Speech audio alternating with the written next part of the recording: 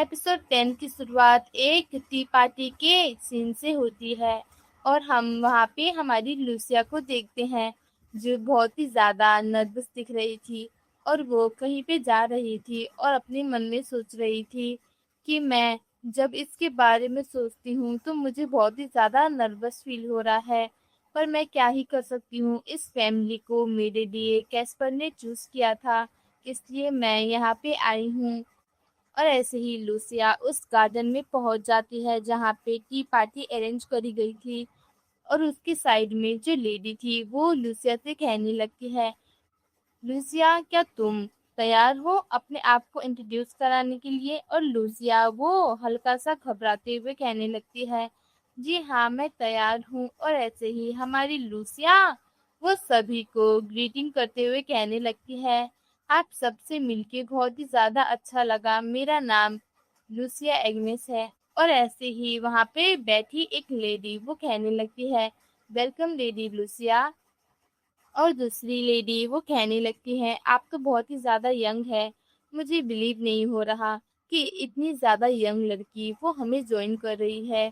वैसे भी मैंने सुना है कि मार्किस कैस्पर के ऊपर काफ़ी ज़्यादा लेडीज़ की नज़र है, पर मुझे ये उम्मीद नहीं थी कि आप वो होंगी जो हमारी कैस्पर का दिल जीत लेंगी। इसलिए मैं आपसे मिलने के लिए बहुत ही ज़्यादा मरी जा रही थी कि कौन है वो लड़की जिसने हमारे कैस्पर का दिल जीता है। और हमारी लूसिया उनकी ये बात सुनने के बाद थोड़ा सा घबरा जाती है और कहने लगती है, दिल जीत लिया ये कहना थोड़ा सा मुश्किल है।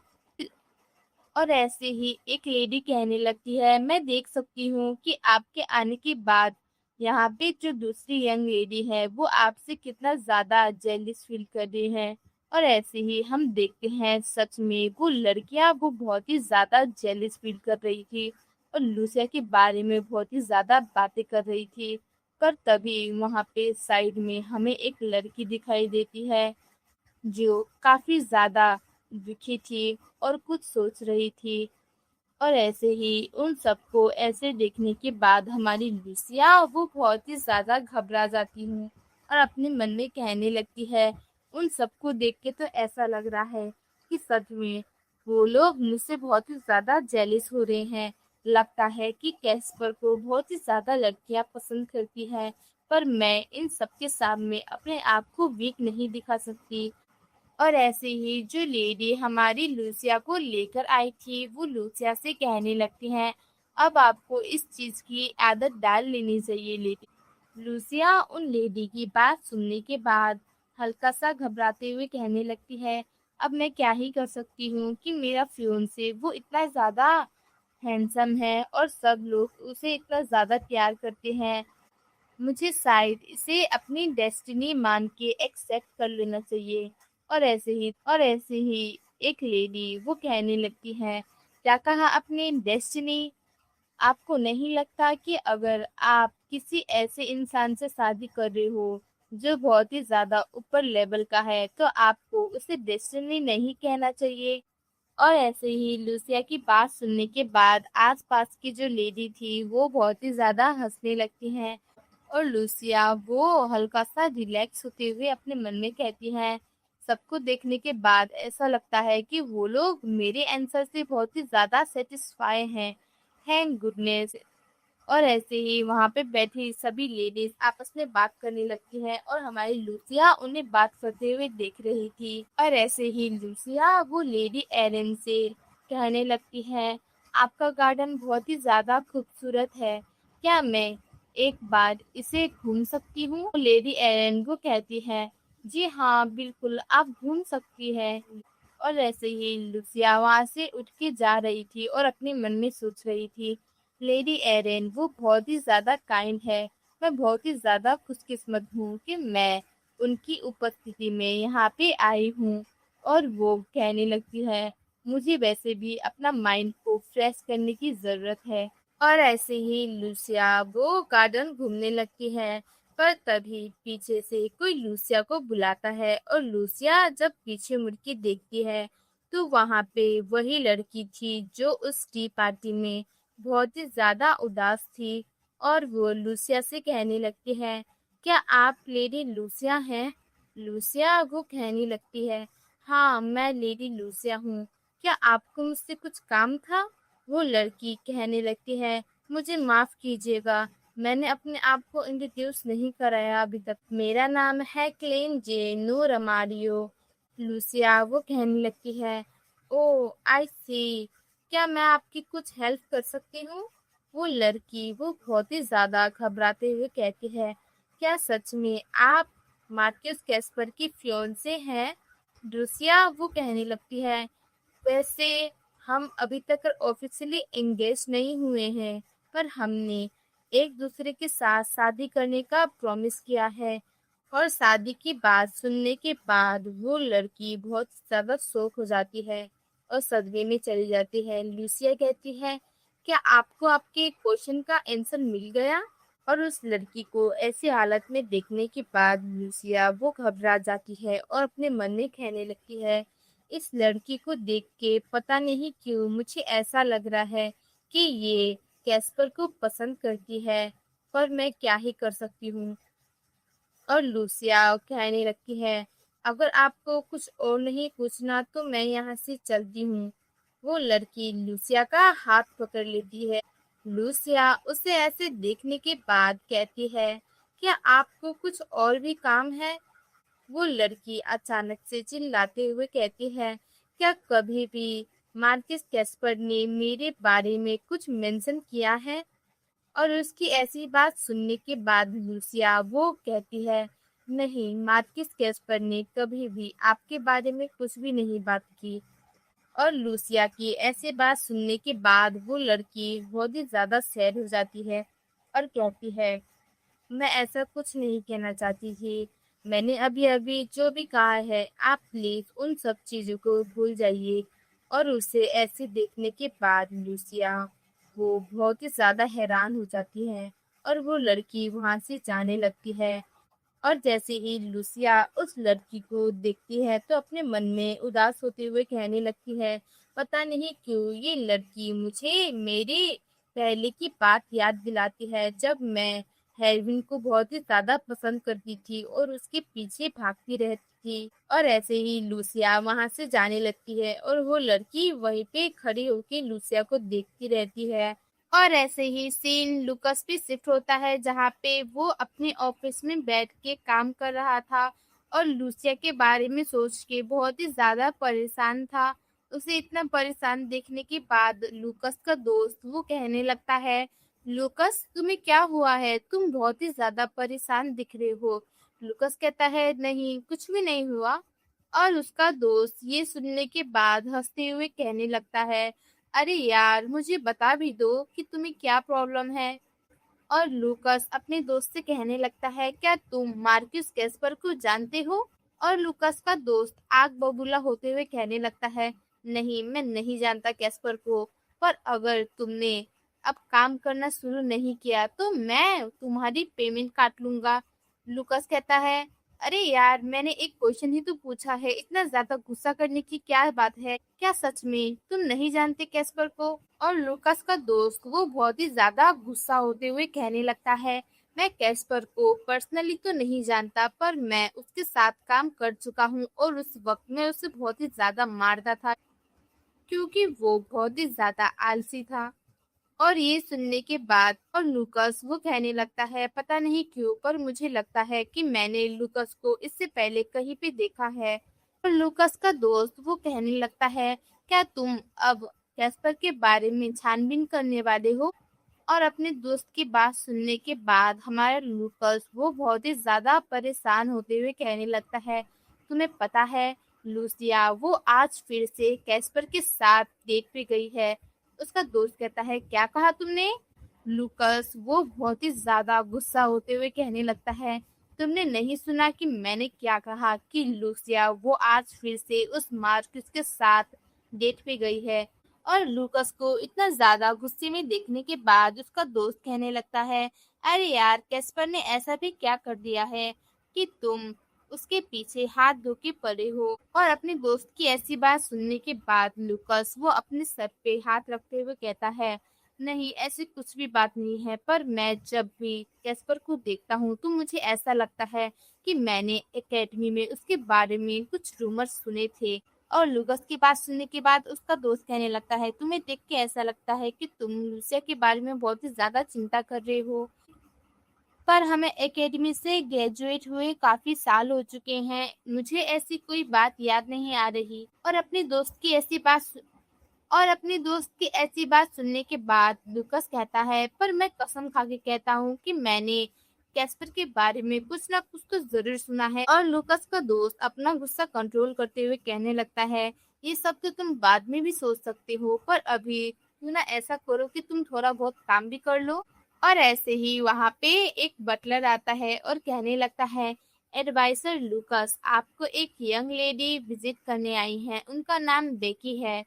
और बेकी का नाम सुनने के बाद हमारा लूकास वो बहुत ही ज्यादा खुश हो जाता है और कहता है, क्या बेकी यहाँ पे आई है? और ऐसे ही लूकास अपने दोस्त को देखने लगता है और कहने लगता है, क्या मैं बाद में आके ये काम कर सकता हूँ? और उसका दोस्त भी कहता है, हाँ तुम जा सकते हो उससे मिलने के लिए। और लूकास वो बहुत ही ज्यादा खुश होता है और कहता है, सीरियसली तुम बहुत ही ज्यादा अच्छे बॉस हो। और उसका दोस्त उसे टीज करते हुए कहने लगता है, हाँ हाँ जाओ, मैं भी तुम्हारे पेमेंट से पैसे काट लूंगा। और जैसे ही लूकास डोर ओपन करता है तो बाहर बेकी उसका इंतजार कर रही थी। और ऐसे ही वो दोनों एक दूसरे को हक करते हैं। लूकास कहता है, क्या तुम अभी मेरे लिए यहाँ पे वेट कर रही थी? और बेकी भी कहने लगती है, मैंने तुम्हें बहुत ही ज्यादा मिस किया, इसलिए मैं तुम्हारे लिए कुकीज बना के लेकर आई हूँ। और हमारा लूकास उन कुकीज को देखने के बाद बहुत ही ज्यादा खुश हो जाता है और कहने लगता है, क्या सच में तुम ये मेरे लिए लेकर आई हो? और ऐसे ही बेकी वो कहने लगती है, हाँ लूकास, मुझे अभी कहीं और जाना है, इसलिए मैंने सोचा कि क्यों ना मैं यहाँ आके तुम्हें ये दे दूं। और ऐसे ही लूकास और बेकी चलते रहते हैं और लूकास कहता है, मैं तुम्हें फ्रंट गेट तक कर छोड़ देता हूँ। और अचानक से लूकास वो कहने लगता है, बेकी, बाय एनी चांस क्या तुम मार्क्यूस कैस्पर को जानती हो? बेकी कहती है, मार्क्यूस कैस्पर? नहीं, मैं नहीं जानती, पर तुम अचानक से उनके बारे में क्यों पूछ रहे हो? लूकास वो थोड़ा सा परेशान होते हुए कहने लगता है, एक्चुअली मार्क्यूस कैस्पर के साथ मेरी सिस्टर की एंगेजमेंट होने वाली है, इसलिए मुझे लग रहा था कि मैंने उनके बारे में कुछ सुना था एकेडमी के दिनों में, पर मुझे याद नहीं आ रहा। बेकी कहती है, क्या सच में? और ऐसे ही बेकी और कैस्पर वो दोनों हॉलवे में चल रहे थे और तभी हमारा लूकास वो कहने लगता है, मार्क्यूस कैस्पर के साथ मेरी बहन की शादी होने वाली है, इसलिए मुझे उनका बैकग्राउंड चेक करना है। तुम्हें तो पता ही है कि आजकल की नोबल लोग वो कैसे होते हैं, कभी कभार वो लोग जब इंगेज होते हैं तब भी अपने पार्टनर पे चीट करते हैं, तो इसलिए मैं उनका बैकग्राउंड वो अच्छे से चेक करना चाहता हूँ। वैसे भी कोई भी सच ज्यादा देर तक नहीं छुपता। और लूकास की ये बात सुनने के बाद बेकी वो हल्का सा घबरा जाती है और कहती है, लूकास, क्या तुम्हारे लिए मैं मार्क्यूस कैस्पर के बारे में कुछ पता लगाऊं? तो ऐसे ही हमें एक बग्गी का सीन दिखाया जाता है, जिस बग्गी से हेडविन उतरता है और वहां पे एरिस्टिया भी होती है। हेरविन एरिस्टिया से कहने लगता है, क्या मैंने तुम्हें ज्यादा ही वेट करा दिया? और एरिस्टिया कहती है, नहीं नहीं, मैं तो अभी अभी आई हूँ यहाँ पे। और ऐसे ही वो दोनों कहीं पे जा रहे थे और ऐसे ही एरिस्टिया वो हेरविन से कहने लगती है, तुमने आज अचानक से मिलने के लिए क्यों कहा था? हेरविन कहता है, बस ऐसे ही, मैं आज कहीं बाहर जाना चाहता था। और ये कहने के बाद हेरविन वो हल्की सी सांस लेता है। और हेरविन को ऐसी हालत में देखने के बाद एरिस्टिया कहने लगती है, पर तुम्हें देख के ऐसा नहीं लगता कि तुम ठीक हो, क्या कुछ हुआ है? कहने लगता है, नहीं नहीं, कुछ भी नहीं हुआ है।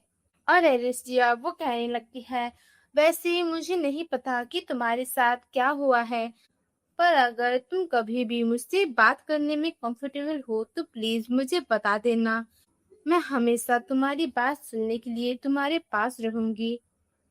और एरिस्टिया की ऐसी बात सुनने के बाद हेरविन वो स्माइल करते हुए कहने लगता है, थैंक यू एरिस्टिया, और ऐसे ही हेरविन वो एलिस्टिया को देखते हुए अपने मन में कहने लगता है, जब भी मैं एलिस्टिया के साथ रहता हूँ मुझे बहुत ही ज़्यादा अच्छा फील होता है। एलिस्टिया के साथ रहना वो बहुत ही ज़्यादा मज़ेदार है और उसके साथ रह के मुझे बहुत सारी चीज़ें सीखने को मिलती है और वो हमेशा से मेरे साथ मेरी हॉबी शेयर करती है। और ऐसे ही हेरविन सोचने लगता है कि अगर एक दिन एलिस्टिया मेरे पास आए और कहने लगी कि मैं किसी अजीब इंसान के साथ शादी करने वाली हूँ, तो मैं सच में उस बात से बहुत ही ज़्यादा अपसेट होऊँगा क्योंकि वो हमेशा से मेरे लिए बहुत ही ज़्यादा स्पेशल रही है। और फिर अचानक से हेविन रुक जाता है और लूसिया और कैस्पर को सोचते हुए कहने लगता है, हाँ, मुझे समझ में आ गया कि मैं लूसिया और कैस्पर की एंगेजमेंट के बारे में सुन के इतना ज़्यादा डिसअपॉइंटेड क्यों था, क्योंकि लूसिया वो मेरे लिए बहुत ही ज़्यादा स्पेशल है, जैसे कि एरिस्टिया। और हेरविन अपने आप को दिलासा देते हुए कहने लगता है, हाँ, ज़रूर ऐसी ही बात होगी। और हेरविन को ऐसा देखने के बाद एरिस्टिया कहने लगती है, तुम्हें क्या हो गया है हेरविन? अचानक से तुम कहाँ खो गए हो? क्या क्या हम अब तलवार खरीदने के लिए चलें? और ऐसे ही एरिस्टिया बताती है, तुम्हें पता है कि मेरे फादर वो अभी भी मुझसे बहुत ही ज़्यादा गुस्सा है क्योंकि मैं नॉन स्टॉप वेपन्स खरीदती रहती हूँ और मैं बहुत ही ज़्यादा तलवारबाजी की प्रैक्टिस भी करती हूँ। और उसकी ऐसी बात सुनने के बाद हेरविन कहने लगता है, क्या डुक को अभी भी तुम्हारा तलवार चलाना पसंद नहीं आया? और उसकी ऐसी बात सुनने के बाद एरिस्टिया सैड होते हुए कहने लगती है, मेरे फादर को हमेशा से ही मेरी तलवारबाजी चलाने से प्रॉब्लम थी। जब से मैं छोटी हूँ उन्हें पसंद नहीं आता कि मैं एक लड़की होके लड़कों की तरह जाके तलवार चलाती हूँ। और फिर अचानक से एरिस्टिया वो खुश होते हुए कहने लगती है, पर मैं कभी भी अपने स्वॉर्ड पे गिव अप नहीं करूंगी, मैं एक स्वॉर्ड मास्टर हूँ। और एरिस्टिया को इतना ज्यादा खुश देखने के बाद हेरविन भी कहने लगता है, ठीक है, चलो अब चलते हैं तुम्हारे लिए नई तलवार खरीदने के लिए। और एलिसिया उसकी ऐसी बात सुन के और भी ज्यादा खुश होते हुए कहने लगती है, सच में तुम झूठ तो नहीं कह रहे, तुम सच में मेरे लिए एक नई तलवार खरीदोगे? और उसे इतना ज्यादा खुश देखने के बाद हेरविन वो कहने लगता है, हाँ, क्यों नहीं, मैं तुम्हारे लिए एक नई तलवार खरीदने वाला हूँ। तो गाइस आज का एपिसोड यहीं पे एंड होता है और मैं आप सबसे कहना चाहती हूँ कि प्लीज़ आज जो हमारी इस स्टोरी में दो नए कैरेक्टर आए हैं तो उन्हें बिल्कुल भी मत भूलिएगा। जैसे कि जय ये हमारे कैस्पर की एक्स लवर है और बेकी हमारे लूकस की गर्लफ्रेंड, क्योंकि बाद में कहानी में इन दोनों के बारे में हमें बहुत ही ज़्यादा बड़ा सच पता चलेगा। तो गाइस अगर आपको मेरी रिकेप वीडियोस अच्छी लगी हो तो प्लीज चैनल को सब्सक्राइब और वीडियो को लाइक जरूर कीजिएगा। तो bye bye guys, take care, have a good day. कल मिलते हैं अगले एपिसोड में।